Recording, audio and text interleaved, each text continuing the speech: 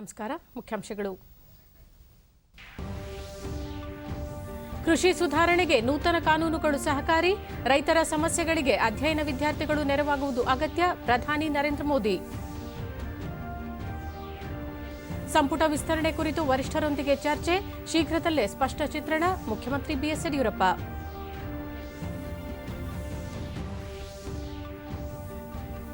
ಸಹಕಾರಿ ಬ್ಯಾಂಕ್ಗಳ ಮೂಲಕ ರೈತರಿಗೆ 15,000 ಕೋಟಿಗೂ ಹೆಚ್ಚು ಸಾಲ, 24 ಲಕ್ಷ ಫಲಾನುಭವಿಗಳಿಗೆ ಲಾಭ, ಸಚಿವ ಎಸ್ಟಿ ಸೋಮಶೇಖರ್. ಕೋವಿಡ್-19 ಲಸಿಕೆ ಸಂಶೋಧನೆ ಅಭಿವೃದ್ಧಿಗೆ ಕೇಂದ್ರದಿಂದ 900 ಕೋಟಿ ರೂಪಾಯಿ ಅನುದಾನ, ಲಸಿಕಾ ಉತ್ಪಾದನಾ ಸಂಸ್ಥೆಗಳೊಂದಿಗೆ ನಾಳೆ ಪ್ರಧಾನಿ ಸಂವಾದ. ವಾರ್ತೆಗಳ ವಿವರ. ಪ್ರಧಾನಿ ನರೇಂದ್ರ ಮೋದಿ ದೇಶವಾಸಿಗಳನ್ನುದ್ದೇಶಿಸಿ ಇಂದು ತಮ್ಮ ಮನ್ ಕಿ ಬಾತ್ನ 71ನೇ ಸಂಚಿಕೆಯಲ್ಲಿ ಹಲವು ವಿಷಯಗಳನ್ನು ಪ್ರಸ್ತಾಪಿಸಿದರು. ಈ ಕುರಿತ ವರದಿ ಇಲ್ಲಿದೆ.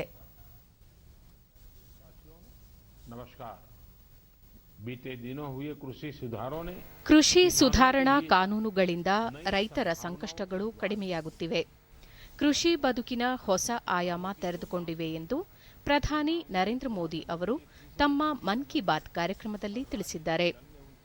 71ನೇ ಸಂಚಿಕೆಯಲ್ಲಿ ದೇಶವಾಸಿಗಳೊಂದಿಗೆ ತಮ್ಮ ಅನಿಸಿಕೆ ಹಂಚಿಕೊಂಡ ಅವರು, ಕೃಷಿ ಸುಧಾರಣೆಗಳಿಗೆ ಒಂದಲ್ಲ ಒಂದು ಹಂತದಲ್ಲಿ ಎಲ್ಲ ರಾಜಕೀಯ ಪಕ್ಷಗಳು ಆಶ್ವಾಸನೆ ನೀಡಿದ್ದವು. ಆ ಬೇಡಿಕೆಗಳು ಇದೀಗ ಈಡೇರಿವೆ. ಹಲವಾರು ವರ್ಷಗಳಿಂದ ಬಾಕಿ ಇದ್ದ ರೈತರ ಬೇಡಿಕೆಗಳನ್ನು ಪೂರೈಸಲು ಭಾರತದ ಸಂಸತ್ತು ಕೃಷಿ ಸುಧಾರಣೆಗಳಿಗೆ ಕಾನೂನಿನ ರೂಪ ನೀಡಿದೆ. ಇದರಿಂದ ರೈತರು ಹಲವು ಬಂಧನಗಳಿಂದ ಮುಕ್ತರಾಗಿದ್ದಾರೆ ಎಂದು ಪ್ರತಿಪಾದಿಸಿದರು. ಮಹಾರಾಷ್ಟ್ರದ ಧುಳೆ ಜಿಲ್ಲೆಯ ರೈತ ಜಿತೇಂದ್ರ ಬೋಯಿ ಅವರು ಕೃಷಿ ಕಾನೂನಿನ ಮೂಲಕ ತಮಗೆ ಬರಬೇಕಾದ ಹಣವನ್ನು ಪಡೆದ ಬಗ್ಗೆ ತಿಳಿಸಿದರು. ಕಾನೂನಿನ ಬಗ್ಗೆ ಭ್ರಮೆ ಹಾಗೂ ಸುಳ್ಳು ಸುದ್ದಿಗಳಿಂದ ದೂರವಿದ್ದು ಸರಿಯಾದ ಅರಿವು ಪಡೆದು ಮುನ್ನಡೆದರೆ ಪ್ರತಿಯೊಬ್ಬರೂ ಅಭಿವೃದ್ಧಿಯನ್ನು ಸಾಧಿಸಬಹುದು ಎಂದರು. ನಾರ್ವೆ ಸಮೀಪದಲ್ಲಿರುವ ಸ್ಟಾಲ್ಬಾರ್ಡ್ ಎನ್ನುವ ದ್ವೀಪದಲ್ಲಿ ಕೈಗೊಂಡಿರುವ ಆರ್ಕ್ಟಿಕ್ ವರ್ಲ್ಡ್ ಆರ್ಕೈವ್ ಎನ್ನುವ ಯೋಜನೆಯ ಬಗ್ಗೆ ಪ್ರಸ್ತಾಪಿಸಿದ ಪ್ರಧಾನಿ, ಈ ಯೋಜನೆಯಲ್ಲಿ ಭಾರತದ ಅಜಂತಾ ಗುಹೆಗಳ ಪರಂಪರೆಯನ್ನು ಡಿಜಿಟಲೀಕರಣಗೊಳಿಸಿ ಸಂರಕ್ಷಿಸಲಾಗುತ್ತಿದೆ. ಇದರಲ್ಲಿ ಅಜಂತಾ ಗುಹೆಗಳ ಸಂಪೂರ್ಣ ನೋಟ ಸಿಗಲಿದೆ ಎಂದು ತಿಳಿಸಿದರು. और रिस्टोर्ड पेंटिंग के साथ साथ इससे संबंधित दस्तावेज और कोट्स भी शामिल होंगे. श्री अरविंदो की पुण्यतिथि है. ಭಾರತ ಇಂದು ಅಳವಡಿಸಿಕೊಂಡಿರುವ ಸ್ವದೇಶಿ ಅಭಿಯಾನಕ್ಕೆ ಶ್ರೀ ಅರವಿಂದರ ಪ್ರೇರಣೆ ಇದೆ. ಆತ್ಮನಿರ್ಭರ ಭಾರತಕ್ಕೆ ಅರವಿಂದ ಸ್ವದೇಶಿ ದರ್ಶನ ನಮಗೆ ಮಾರ್ಗ ತೋರುತ್ತದೆ. ಸ್ವದೇಶಿ ಎಂದರೆ ನಮ್ಮ ದೇಶೀಯ ವಸ್ತುಗಳಿಗೆ ಪ್ರಥಮ ಆದ್ಯತೆ ನೀಡುವುದು. ಆದರೆ ಹೊಸತನ ಎಲ್ಲಿದೆಯೋ ಅಲ್ಲಿಂದ ಕಲಿತುಕೊಳ್ಳುವುದು. ಅವರು ನಮ್ಮ ಶಿಕ್ಷಣ ಹೇಗಿರಬೇಕೆಂದು ಅಪೇಕ್ಷಿಸಿದ್ದರೂ ಅದನ್ನು ನೂತನ ರಾಷ್ಟ್ರೀಯ ಶಿಕ್ಷಣ ನೀತಿಯಲ್ಲಿ ಅಳವಡಿಸಲಾಗಿದೆ ಎಂದರು. साथियों, इसी तरह शिक्षा को लेकर भी श्री अरविंदो के विचार बहुत स्पष्ट थे. ಬದುಕಿನ ಯಾವುದೇ ಹಂತದಲ್ಲಿದ್ದರೂ ತಾವು ಕಲಿತ ಶಾಲೆ, ಕಾಲೇಜುಗಳೊಂದಿಗೆ ಬಾಂಧವ್ಯ ಇಟ್ಟುಕೊಳ್ಳುವುದನ್ನು ಮರೆಯದಿರಿ ಎಂದು ಹೇಳಿದ ಪ್ರಧಾನಿ, ಹಳೆಯ ವಿದ್ಯಾರ್ಥಿಗಳು ಕ್ರಿಯಾಶೀಲತೆಯಿಂದ ಸಕ್ರಿಯವಾಗಿ ಶಾಲಾ ಕಾಲೇಜುಗಳ ಅಭಿವೃದ್ಧಿಯಲ್ಲಿ ತೊಡಗಿಸಿಕೊಳ್ಳಬೇಕು ಎಂದು ಕರೆ ನೀಡಿದರು. एक आपकी शिक्षा का प्रभाव और दूसरा आपका अपने स्कूल कॉलेज से लगाव. ನವೆಂಬರ್ 12ರಂದು ಖ್ಯಾತ ಪಕ್ಷಿ ತಜ್ಞ ಡಾಕ್ಟರ್ ಸಲೀಂ ಅಲಿ ಅವರ 125ನೇ ಜಯಂತಿ ಸಮಾರಂಭ ಆರಂಭಗೊಂಡಿದೆ. ಪಕ್ಷಿ ವೀಕ್ಷಣೆ ಅತ್ಯುತ್ತಮ ಹವ್ಯಾಸವಾಗಿದೆ. ಇದರಿಂದ ಪರಿಸರದ ಪ್ರೇಮ ಜಾಗೃತವಾಗುತ್ತದೆ. ಎಲ್ಲರೂ ಪಕ್ಷಿ ವೀಕ್ಷಣೆ ಹವ್ಯಾಸ ಬೆಳೆಸಿಕೊಳ್ಳಿ ಎಂದು ಸಲಹೆ ನೀಡಿದರು. बर्ड वॉचिंग के शौकीन लोगों का प्रशंसक रहा हूं. बहुत धैर्य के साथ वो घंटों तक सुबह से शाम तक बर्ड वॉचिंग कर सकते हैं. ಬ್ರೆಜಿಲ್ನಲ್ಲಿ ವೇದಾಂತ ಮತ್ತು ಭಗವದ್ಗೀತೆಯ ಅಧ್ಯಯನ ಹಾಗೂ ಪಾಠ ಮಾಡುವ ಜೋನಾಸ್ ಮಸೆಟ್ಟಿ ಅಲಿಯಾಸ್ ವಿಶ್ವನಾಥ ಅವರ ಬಗ್ಗೆ ಪ್ರಧಾನಿ ಮಾಹಿತಿ ನೀಡಿದರು. ಜೋನಾಸ್ ಮಸೆಟ್ಟಿ ಅವರು ಪೆಟ್ರೋಪೋಲಿಸ್ ಬೆಟ್ಟದ ಮೇಲೆ ವಿಶ್ವವಿದ್ಯಾ ಎಂಬ ಹೆಸರಿನ ಸಂಸ್ಥೆ ಕಟ್ಟಿದ್ದಾರೆ. ಇಂಜಿನಿಯರಿಂಗ್ ಓದಿ ಷೇರು ಮಾರುಕಟ್ಟೆಯಲ್ಲಿ ಕಾರ್ಯನಿರ್ವಹಿಸಿದ ಬಳಿಕ ಅವರಿಗೆ ಧ್ಯಾನ, ಭಾರತೀಯ ಸಂಸ್ಕೃತಿ, ವೇದಾಂತದ ಬಗ್ಗೆ ಆಕರ್ಷಣೆ ಮೂಡಿತು. ಷೇರುಪೇಟೆಯಿಂದ ಆಧ್ಯಾತ್ಮಿಕದೆಡೆಗಿನ ಅವರ ಯಾತ್ರೆ ಕುತೂಹಲಕಾರಿಯಾದದು. ಅವರು ತಂತ್ರಜ್ಞಾನದ ಮೂಲಕ ಸಂದೇಶ ನೀಡುತ್ತಿದ್ದಾರೆ. ನಿಯಮಿತವಾಗಿ ಆನ್ಲೈನ್ ಕಾರ್ಯಕ್ರಮ ನೀಡುತ್ತಾರೆ. 1.5 ಲಕ್ಷಕ್ಕೂ ಅಧಿಕ ಮಕ್ಕಳಿಗೆ ವೇದಾಂತದ ಬಗ್ಗೆ ಉಚಿತ ಪಾಠ ಮಾಡಿದ್ದಾರೆ ಎಂದು ತಿಳಿಸಿದರು.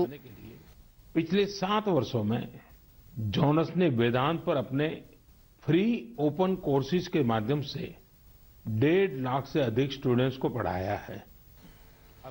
ನ್ಯೂಜಿಲೆಂಡ್ ಸಂಸತ್ತಿನಲ್ಲಿ ಆಯ್ಕೆಯಾಗಿರುವ ಎಂಪಿ ಡಾಕ್ಟರ್ ಗೌರವ್ ಶರ್ಮಾ ಅವರು ವಿಶ್ವದ ಪ್ರಾಚೀನ ಭಾಷೆಗಳಲ್ಲಿ ಒಂದಾದ ಸಂಸ್ಕೃತ ಭಾಷೆಯಲ್ಲಿ ಪ್ರಮಾಣ ವಚನ ಸ್ವೀಕರಿಸಿದರು.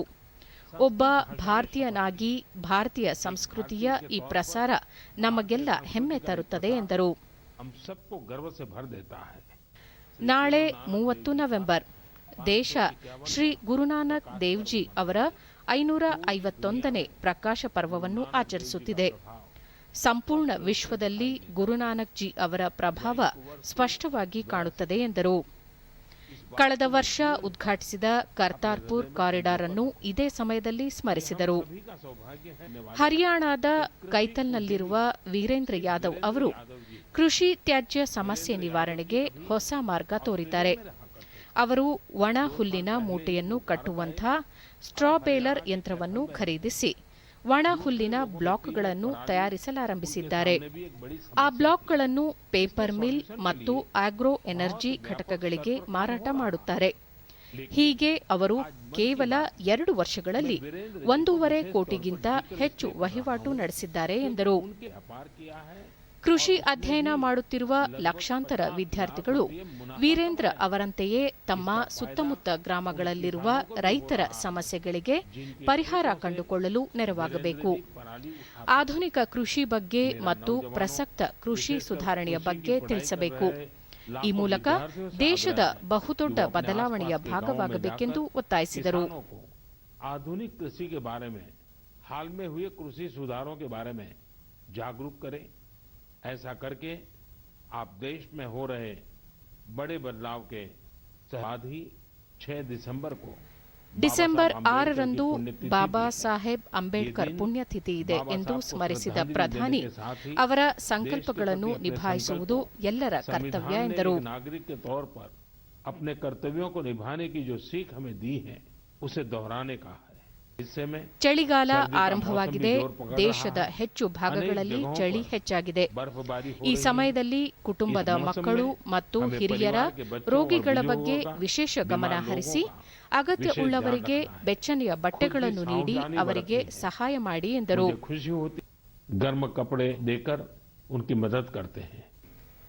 ಇಂದು ದೇಶದ ವಸ್ತು ಸಂಗ್ರಹಾಲಯಗಳು ಮತ್ತು ಗ್ರಂಥಾಲಯಗಳಲ್ಲಿ ಸಂಪೂರ್ಣ ಡಿಜಿಟಲೀಕರಣ ಕಾರ್ಯ ಆರಂಭವಾಗಿದೆ. ದೆಹಲಿಯ ರಾಷ್ಟ್ರೀಯ ಸಂಗ್ರಹಾಲಯ ಈ ನಿಟ್ಟಿನಲ್ಲಿ ಪ್ರಶಂಸನೀಯ ಪ್ರಯತ್ನ ಮಾಡಿದೆ.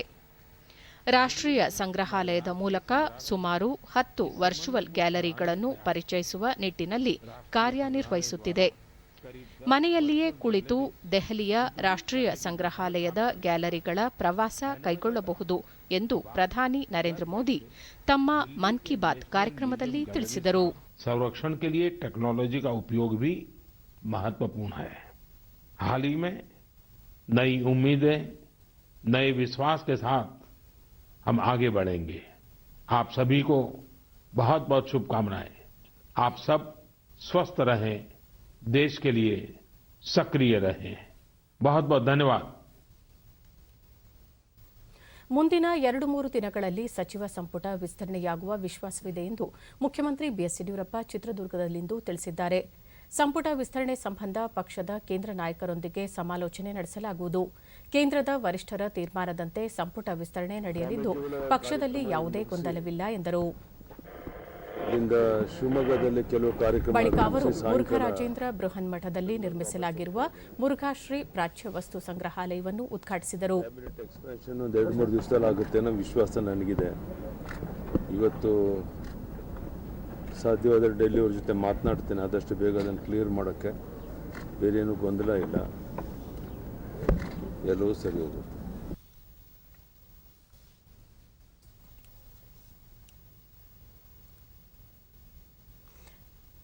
ಬಳಿಕ ಅವರು ಮುರುಘರಾಜೇಂದ್ರ ಬೃಹನ್ಮಠದಲ್ಲಿ ನಿರ್ಮಿಸಲಾಗಿರುವ ಮುರುಘಾಶ್ರೀ ಪ್ರಾಚ್ಯ ವಸ್ತು ಸಂಗ್ರಹಾಲಯವನ್ನು ಉದ್ಘಾಟಿಸಿದರು.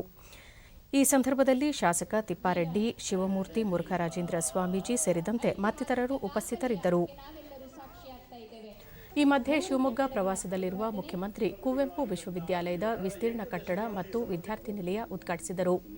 ಬಳಿಕ ಕಾಲೇಜಿನ ಅಭಿವೃದ್ಧಿಗೆ ಅನುದಾನ ಘೋಷಿಸಿದ ಅವರು, ಶಿವಮೊಗ್ಗ ವಿಮಾನ ನಿಲ್ದಾಣಕ್ಕೆ ಹೆಚ್ಚುವರಿ ಅನುದಾನ ಕಲ್ಪಿಸಲಾಗಿದ್ದು 2022ರಲ್ಲಿ ವಿಮಾನ ನಿಲ್ದಾಣ ಕಾರ್ಯಾರಂಭ ಮಾಡಲಿದೆ ಎಂದು ತಿಳಿಸಿದರು. ತುಂಗಾ ಏತ ನೀರಾವರಿ ಯೋಜನೆಯಡಿ ಜಿಲ್ಲೆಯ 20 ಕೆರೆಗಳನ್ನು ತುಂಬಿಸುವ ಮೂಲಕ ರೈತರಿಗೆ ಅನುಕೂಲ ಕಲ್ಪಿಸಲಾಗುವುದು ಎಂದರು. ಶಿವಮೊಗ್ಗ ತಾಲೂಕಿನ ಹೊಳೆ ಔತಣ ಅನಸವಾಡಿ ಹತ್ತಿರ ತುಂಗಾ ನದಿಯಿಂದ ಏತ ನೀರಾವರಿ ಮೂಲಕ 29 ಕೆರೆಗೆ ನೀರು ತುಂಬಿಸುವಂಥ ಯೋಜನೆ ಅನುಷ್ಠಾನಗೊಳಿಸ್ತಾ ಇದ್ದೇವೆ. ಸಮಾರಂಭಕ್ಕೂ ಮುನ್ನ ಸುದ್ದಿಗಾರರೊಂದಿಗೆ ಮಾತನಾಡಿ, ಮಹದಾಯಿ ವಿವಾದ ಕುರಿತು ಗೋವಾ ಸರ್ಕಾರದೊಂದಿಗೆ ಮಾತುಕತೆಯ ಮೂಲಕ ಸಮಸ್ಯೆ ಬಗೆಹರಿಸಲಾಗುವುದು ಎಂದು ತಿಳಿಸಿದರು. ಸಹಕಾರಿ ಬ್ಯಾಂಕ್ಗಳ ಮೂಲಕ ರೈತರಿಗೆ 15,300 ಕೋಟಿ ರೂಪಾಯಿ ಸಾಲ ವಿತರಿಸಲು ಕಾರ್ಯಯೋಜನೆ ರೂಪಿಸಲಾಗಿದೆ ಎಂದು ಸಹಕಾರಿ ಸಚಿವ ಎಸ್ಟಿ ಸೋಮಶೇಖರ್ ಮೈಸೂರಿನಲ್ಲಿಂದು ತಿಳಿಸಿದ್ದಾರೆ. ಮೈಸೂರಿನ ಶಾರದಾ ಪತ್ತಿನ ಸಹಕಾರಿ ಬ್ಯಾಂಕ್ ಉದ್ಘಾಟನಾ ಕಾರ್ಯಕ್ರಮದಲ್ಲಿ ಭಾಗವಹಿಸಿ ಮಾತನಾಡಿದ ಅವರು, ಆರ್ಥಿಕ ಸ್ಪಂದನೆ ಯೋಜನೆಯಡಿ ಹೊಸ ಸಾಲ ನೀಡಲಾಗುತ್ತಿದ್ದು, ಸೂಕ್ತ ಫಲಾನುಭವಿಗಳಿಗೆ ತಲುಪಿದೆಯೇ ಎನ್ನುವ ಕುರಿತು ಪರಾಮರ್ಶಿಸಲು ಹಿರಿಯ ಅಧಿಕಾರಿಗಳ ತಂಡವನ್ನು ನೇಮಿಸಲಾಗಿದೆ ಎಂದರು. ರಾಜ್ಯದಲ್ಲಿ ಬಹುತೇಕ ಸಹಕಾರಿ ಬ್ಯಾಂಕುಗಳು ಸುಸ್ಥಿತಿಯಲ್ಲಿವೆ. ಸಾಲ ವಸೂಲಾತಿಯಲ್ಲಿಯೂ ಪ್ರಗತಿ ಸಾಧಿಸಲಾಗಿದೆ. ಅಪೆಕ್ಸ್ ಬ್ಯಾಂಕ್ ಮೂಲಕ ಈಗಾಗಲೇ 10,000 ಕೋಟಿ ರೂಪಾಯಿ ಸಾಲ ನೀಡಲಾಗಿದ್ದು, ಕೆಲವೇ ದಿನಗಳಲ್ಲಿ 5,300 ಕೋಟಿ ರೂಪಾಯಿ ಸಾಲ ಯೋಜನೆಗಾಗಿ ಬಿಡುಗಡೆ ಮಾಡಲಾಗುವುದು. ಇದರಿಂದ 24 ಲಕ್ಷಕ್ಕೂ ಹೆಚ್ಚು ರೈತರಿಗೆ ಅನುಕೂಲವಾಗಲಿದೆ ಎಂದರು. ಸಹಕಾರ ಇಲಾಖೆಯಲ್ಲಿ ಖಾಲಿ ಇರುವ ಹುದ್ದೆಗಳನ್ನು ಭರ್ತಿ ಮಾಡಲು ಉದ್ದೇಶಿಸಲಾಗಿದ್ದು, ಸಮಗ್ರ ಮಾಹಿತಿಯನ್ನು ಕಲೆ ಹಾಕಲಾಗಿದೆ. ಶೀಘ್ರದಲ್ಲೇ ನೇಮಕಾತಿ ಪ್ರಕ್ರಿಯೆ ಕೈಗೊಳ್ಳಲಾಗುವುದು ಎಂದು ತಿಳಿಸಿದರು. ಪ್ರಶ್ನೆಯೊಂದಕ್ಕೆ ಉತ್ತರಿಸಿದ ಅವರು, ರಾಜ್ಯದಲ್ಲಿ ಮುಖ್ಯಮಂತ್ರಿ ಬದಲಾವಣೆ ಮಾಡುವ ಪ್ರಶ್ನೆ ಉದ್ಭವಿಸುವುದಿಲ್ಲ. ಎಲ್ಲ ಶಾಸಕರು ಒಟ್ಟಾಗಿದ್ದೇವೆ. ನಮ್ಮಲ್ಲಿ ಯಾವುದೇ ವೈಮನಸ್ಸು ಇಲ್ಲ ಎಂದರು. ಅಪಾಯಿಂಟ್ಮೆಂಟ್ ಕೊಡಿ ಅಂತ ಹೇಳಿದೀವಿ. ಒಂದೊಂದೇ ಡಿಪಾರ್ಟ್ಮೆಂಟ್ದು ಕ್ಲಿಯರ್ ಮಾಡ್ತಾ ಇದ್ದೀವಿ. ಇದರಲ್ಲಿ ಮೀಟಿಂಗ್ ಏನಿಲ್ಲ. ಕ್ಯಾಬಿನೆಟ್ ಬಿಡ್ತಕ್ಕಂಥದ್ದು ಮುಖ್ಯಮಂತ್ರಿಗಳ ಪರಮಾಧಿಕಾರ. ಅದೆಲ್ಲ ಮುಖ್ಯಮಂತ್ರಿಗಳು ಮಾಡ್ತಿದ್ದಾರೆ.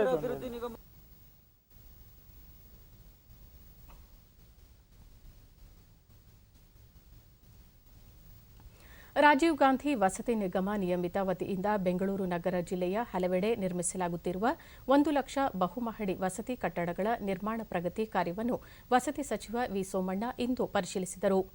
ದಾಸರಹಳ್ಳಿ ವಿಧಾನಸಭಾ ಕ್ಷೇತ್ರ ವ್ಯಾಪ್ತಿಯ ಗಾಣಿಗರಹಳ್ಳಿ ವಸತಿ ನಿರ್ಮಾಣ ಪ್ರದೇಶಕ್ಕೆ ಭೇಟಿ ನೀಡಿ ಕಾಮಗಾರಿ ಪ್ರಗತಿ ಕುರಿತು ಸಚಿವರು ಅಧಿಕಾರಿಗಳಿಂದ ಮಾಹಿತಿ ಪಡೆದರು. ಈ ವೇಳೆ ಶಾಸಕ ಆರ್ ಮಂಜುನಾಥ್ ಮತ್ತಿತರರು ಉಪಸ್ಥಿತರಿದ್ದರು.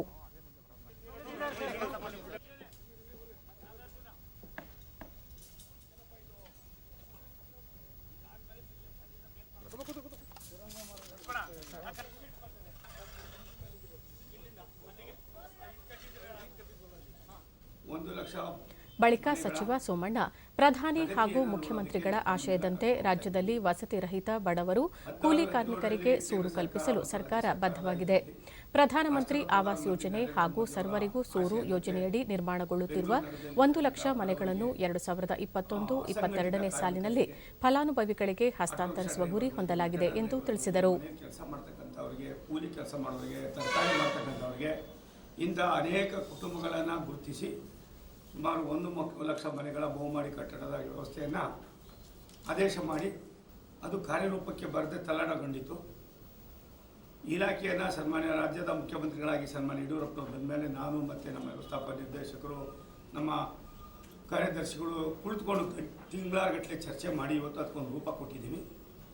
ಅದೇ ರೀತಿ ಅಗ್ರಹಾರಪಾಳ್ಯದಲ್ಲಿ 480 ಮನೆಗಳು, ಪಿಲ್ಲಹಳ್ಳಿಯಲ್ಲಿ 300 ಚಿಲ್ಲರೆ ಮನೆಗಳು, ಲಕ್ಷ್ಮೀಪುರದಲ್ಲಿ ಆ ಜಾಗದ ಸ್ವಲ್ಪ ಅವ್ಯವಸ್ಥೆ ಇರೋದ್ರಿಂದ ಅದನ್ನು ನೋಡ್ತಕ್ಕಂಥದ್ದು. ಹೀಗೆ ಸುಮಾರು 4-5 ಪ್ಲೇಸ್ ಸ್ಥಳಗಳಿಗೆ ನಾವು ಹೋಗ್ತಾ ಇದ್ದೀವಿ. ಏನಾದರೂ ಮಾಡಿ 20, 21, 22 ಒಳಗಡೆ ಈ 1 ಲಕ್ಷ ಮನೆಗಳನ್ನು ಕೂಡ ಬೆಂಗಳೂರಿನ ಮಹಾಜನತೆಗೆ ನೀಡಬೇಕು ಅನ್ನುವ ಸಂಕಲ್ಪ ಆಗಿದೆ. ರಾಜ್ಯದಲ್ಲಿ ಇಂದು ಹೊಸದಾಗಿ 1,291 ಕೋವಿಡ್ ಪ್ರಕರಣಗಳು ದೃಢಪಟ್ಟಿದ್ದು, ಇದರೊಂದಿಗೆ ಒಟ್ಟು ಸೋಂಕು ಪ್ರಕರಣಗಳ ಸಂಖ್ಯೆ 8,83,899ಕ್ಕೆ ಏರಿಕೆಯಾಗಿದೆ. 1,530 ಮಂದಿ ಆಸ್ಪತ್ರೆಯಿಂದ ಬಿಡುಗಡೆಯಾಗಿದ್ದು ಇದುವರೆಗೂ ಗುಣಮುಖರಾದವರ ಸಂಖ್ಯೆ 8,47,612ಕ್ಕೆ ತಲುಪಿದೆ. ಇಂದು 15 ಮಂದಿ ಸಾವನ್ನಪ್ಪಿದ್ದು ಮೃತಪಟ್ಟವರ ಸಂಖ್ಯೆ 11,765ಕ್ಕೆ ಏರಿಕೆಯಾಗಿದೆ. ಸದ್ಯ ರಾಜ್ಯದಲ್ಲಿ 24,503 ಸಕ್ರಿಯ ಪ್ರಕರಣಗಳಿವೆ. 374 ಮಂದಿ ರಾಜ್ಯದ ವಿವಿಧ ಆಸ್ಪತ್ರೆಗಳಲ್ಲಿ ತೀವ್ರ ನಿಗಾ ಘಟಕದಲ್ಲಿ ಚಿಕಿತ್ಸೆ ಪಡೆಯುತ್ತಿದ್ದಾರೆ. 1,05,428 ಮಂದಿಗೆ ನಿನ್ನೆ ಪರೀಕ್ಷೆ ನಡೆಸಿದ್ದು ಇದುವರೆಗೂ 1,10,20,300 ಮಂದಿಗೆ ಕೊರೋನಾ ಪರೀಕ್ಷೆ ನಡೆಸಲಾಗಿದೆ ಎಂದು ಆರೋಗ್ಯ ಮತ್ತು ಕುಟುಂಬ ಕಲ್ಯಾಣ ಇಲಾಖೆ ತಿಳಿಸಿದೆ.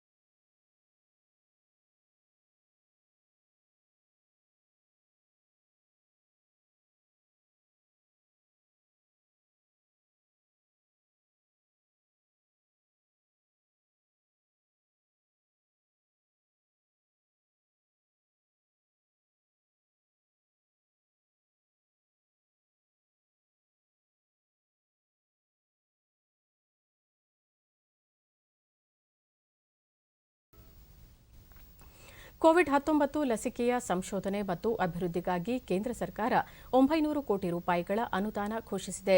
ಮಿಷನ್ ಕೋವಿಡ್ ಸುರಕ್ಷಾ ಯೋಜನೆಗೆ ಸರ್ಕಾರ ಪ್ರಕಟಿಸಿರುವ 3ನೇ ಪ್ಯಾಕೇಜ್ ಇದಾಗಿದ್ದು, ಕೋವಿಡ್-19 ಲಸಿಕೆಯ ಸಂಶೋಧನೆ ಮತ್ತು ಅಭಿವೃದ್ಧಿಯಲ್ಲಿ ತೊಡಗಿಸಿಕೊಳ್ಳುವ ಔಷಧ ಸಂಸ್ಥೆಗಳಿಗೆ ಧನ ಸಹಾಯ ನೀಡಲಾಗಿದೆ. ಜೈವಿಕ ತಂತ್ರಜ್ಞಾನ ಇಲಾಖೆ ಈ ಪ್ಯಾಕೇಜ್ ಘೋಷಣೆ ಮಾಡಿದ್ದು, ಕೋವಿಡ್-19 ಲಸಿಕೆ ಅಭಿವೃದ್ಧಿಪಡಿಸುತ್ತಿರುವ ಜಿನೋವಾ ಬಯೋಫಾರ್ಮಾ, ಬಯೋಲಾಜಿಕಲ್ ಇ ಹಾಗೂ ಡಾ ರೆಡ್ಡೀಸ್ ಸಂಸ್ಥೆಗಳ ಪ್ರತಿನಿಧಿಗಳೊಂದಿಗೆ ನಾಳೆ ಪ್ರಧಾನಿ ನರೇಂದ್ರ ಮೋದಿ ಅವರು ಮಾತುಕತೆ ನಡೆಸಲಿದ್ದಾರೆ. ನಿನ್ನೆಯಷ್ಟೇ ಪ್ರಧಾನಿ ಕೋವಿಡ್-19 ಲಸಿಕೆ ಅಭಿವೃದ್ಧಿಪಡಿಸುತ್ತಿರುವ Zydus biotech park, Bharat biotech ಹಾಗೂ ಸೆರಂ ಸಂಸ್ಥೆಗಳಿಗೆ ಭೇಟಿ ನೀಡಿದ್ದರು.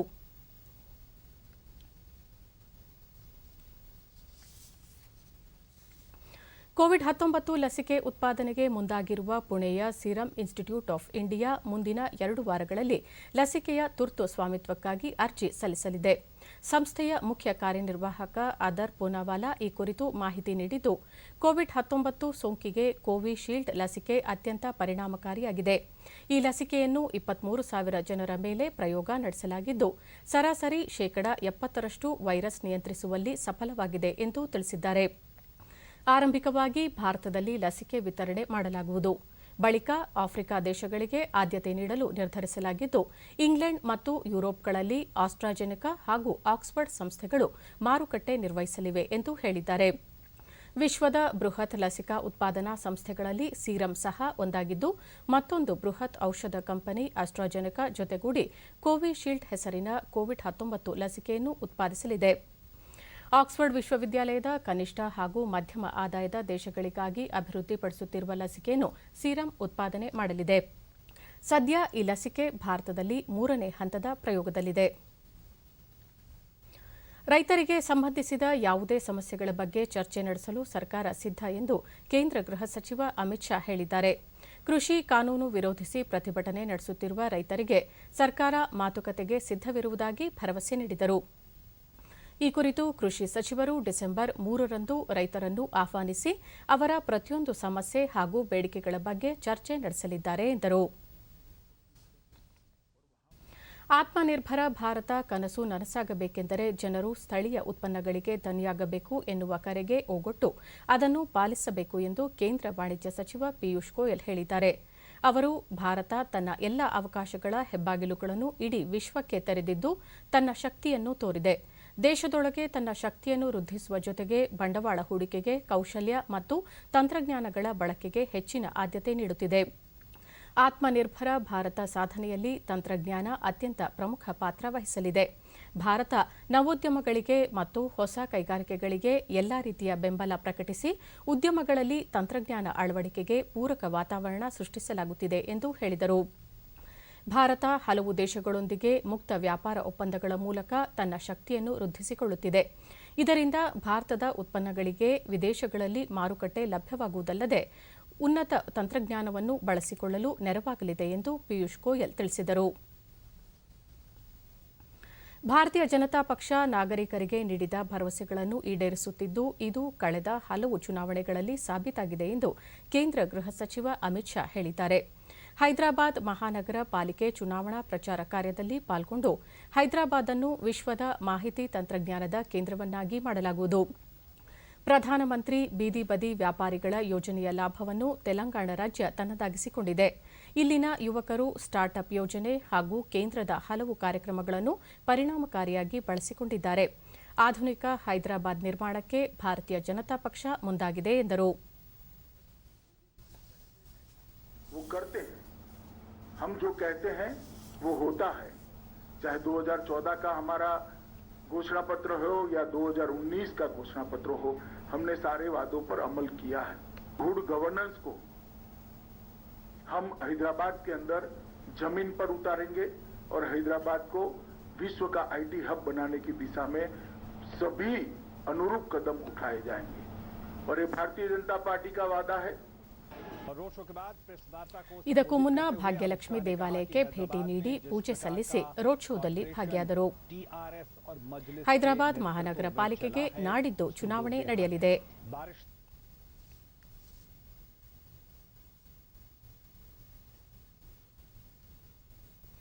ಮಲೆನಾಡಿನ ಪಶ್ಚಿಮ ಘಟ್ಟ ಶ್ರೇಣಿಯಲ್ಲಿ ಸಾಕಷ್ಟು ಬುಡಕಟ್ಟು ಸಮುದಾಯಗಳು ವಾಸಿಸುತ್ತಿದ್ದು, ಪ್ರಕೃತಿಯೊಂದಿಗೆ ಅವರು ತಮ್ಮ ಬದುಕನ್ನು ಸಾಗಿಸುತ್ತಿದ್ದಾರೆ. ಕಾಡಿನೊಳಗೆ ಬದುಕಿ ಕಾಡನ್ನೇ ಬದುಕಿನ ಗಂಧ ಎಂದೇ ತಿಳಿದು ಜೀವಿಸುತ್ತಿದ್ದಾರೆ. ಗಿರಿಜನ ಸಮುದಾಯದ ಪಂಗಡಗಳಲ್ಲಿ ಒಂದಾದ ಮಲೆನಾಡಿನ ಹಲಸರು ಜೇನು ಕೃಷಿಯಲ್ಲಿ ಸಿದ್ಧಹಸ್ತರು. ಶಿವಮೊಗ್ಗ ಜಿಲ್ಲಾಡಳಿತವು ಇವರ ಶ್ರೇಯೋಭಿವೃದ್ಧಿಗಾಗಿ ಹಲವು ಯೋಜನೆಗಳನ್ನು ಜಾರಿಗೆ ತಂದಿದ್ದು, ತೋಟಗಾರಿಕಾ ಇಲಾಖೆಯು ಗಿರಿಜನ ಸಮುದಾಯಗಳಿಗಾಗಿಯೇ ಜೇನು ಕೃಷಿ ಕಾರ್ಯಕ್ರಮವೊಂದನ್ನು ರೂಪಿಸಿದೆ. ಇವರ ಕೌಶಲ್ಯವನ್ನು ಮನಗೊಂಡು ವೈಜ್ಞಾನಿಕವಾಗಿ ಜೇನು ಕೃಷಿ ಕೈಗೊಳ್ಳುವ ಕುರಿತು ತರಬೇತಿ ನೀಡುತ್ತಿದೆ. ಸರ್ಕಾರ ಉಚಿತವಾಗಿ ಜೇನು ಪೆಟ್ಟಿಗೆಗಳನ್ನು ಬುಡಕಟ್ಟು ಸಮುದಾಯಕ್ಕೆ ವಿತರಿಸುತ್ತಿದ್ದು, ವೈಜ್ಞಾನಿಕ ಜೇನು ಕೃಷಿ ಕ್ರಮಗಳನ್ನು ಪರಿಚಯಿಸುತ್ತಿದೆ. ಇದರಿಂದ ಹಲವು ಯುವಕರು ಜೇನು ಕೃಷಿಯಲ್ಲಿ ತೊಡಗಿದ್ದು, ಸಾಂಪ್ರದಾಯಿಕ ಕೃಷಿಯನ್ನು ಇದೀಗ ಲಾಭದಾಯಕ ಉದ್ಯಮವಾಗಿ ಮಾಡಿಕೊಳ್ಳುವತ್ತ ಸಾಗಿದ್ದಾರೆ.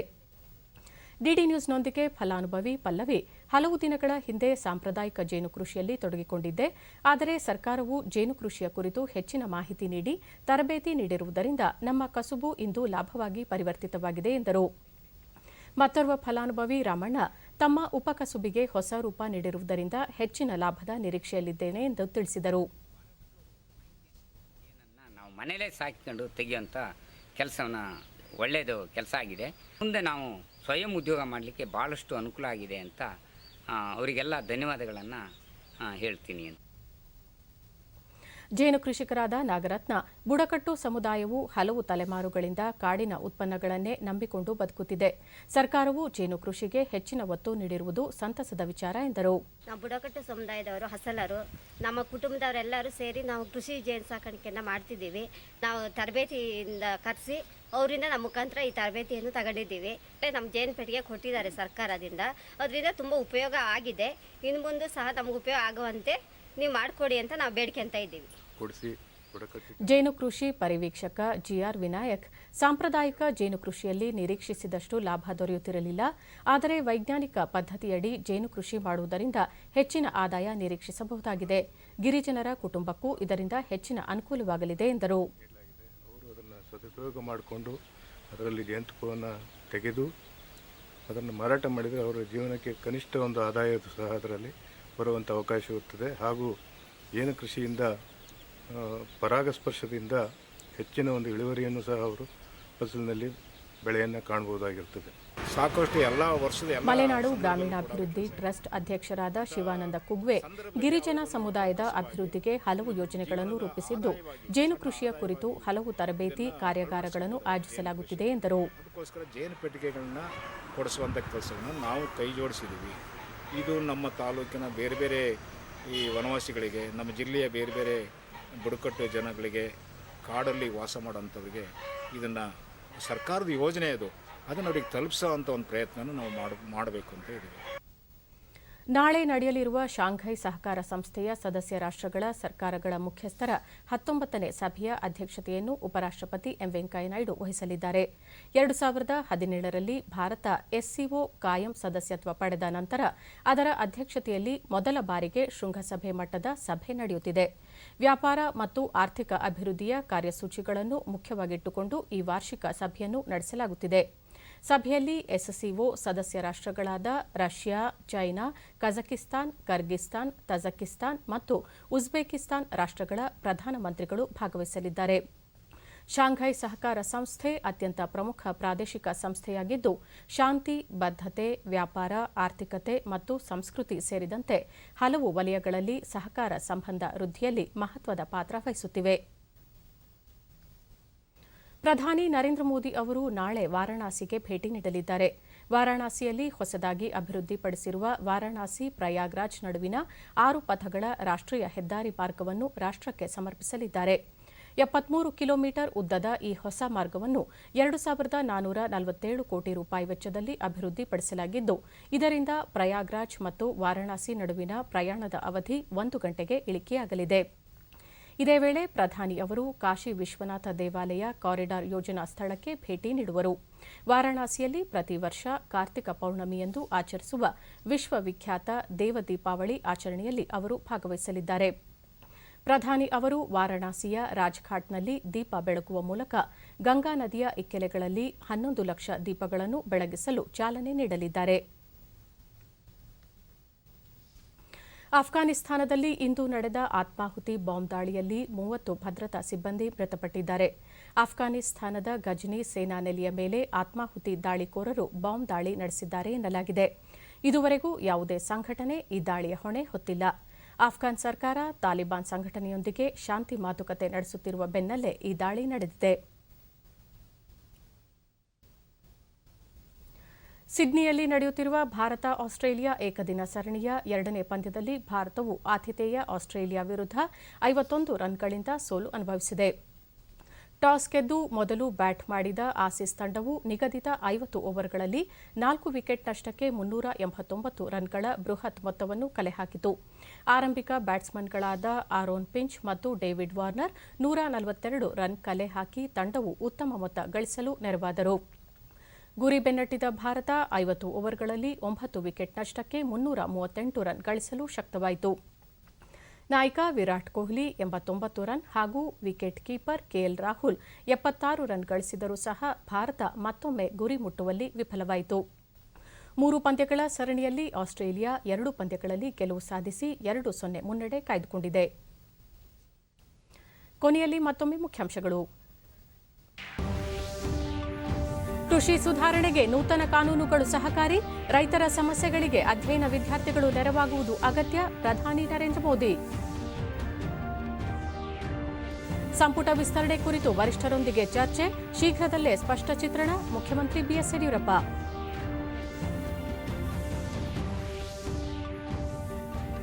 ಸಹಕಾರಿ ಬ್ಯಾಂಕ್ಗಳ ಮೂಲಕ ರೈತರಿಗೆ 15,000 ಕೋಟಿಗೂ ಹೆಚ್ಚು ಸಾಲ, 24 ಲಕ್ಷ ಫಲಾನುಭವಿಗಳಿಗೆ ಲಾಭ, ಸಚಿವ ಎಸ್ಟಿ ಸೋಮಶೇಖರ್. ಕೋವಿಡ್-19 ಲಸಿಕೆ ಸಂಶೋಧನೆ ಅಭಿವೃದ್ಧಿಗೆ ಕೇಂದ್ರದಿಂದ 900 ಕೋಟಿ ರೂಪಾಯಿ ಅನುದಾನ, ಲಸಿಕಾ ಉತ್ಪಾದನಾ ಸಂಸ್ಥೆಗಳೊಂದಿಗೆ ನಾಳೆ ಪ್ರಧಾನಿ ಸಂವಾದ. ನಮ್ಮ ವಾರ್ತಾ ಪ್ರಸಾರವನ್ನು ನೀವು ಡಿಡಿ ಚಂದನ ನ್ಯೂಸ್ ಯೂಟ್ಯೂಬ್ ಚಾನೆಲ್ನಲ್ಲೂ ವೀಕ್ಷಿಸಬಹುದು. ಇಲ್ಲಿಗೆ ಇಂದಿನ ವಾರ್ತಾ ಪ್ರಸಾರ ಮುಕ್ತಾಯವಾಯಿತು. ಸತ್ಯ, ಸಮರ್ಥ, ಸಂಪೂರ್ಣ ಸುದ್ದಿಗಾಗಿ ವೀಕ್ಷಿಸಿ ಚಂದನ ವಾರ್ತೆ. ನಮ್ಮ ಮುಂದಿನ ವಾರ್ತಾ ಪ್ರಸಾರ ನಾಳೆ ಬೆಳಗ್ಗೆ 11 ಗಂಟೆಗೆ. ಚಂದನದಲ್ಲಿ ನಮಸ್ಕಾರ.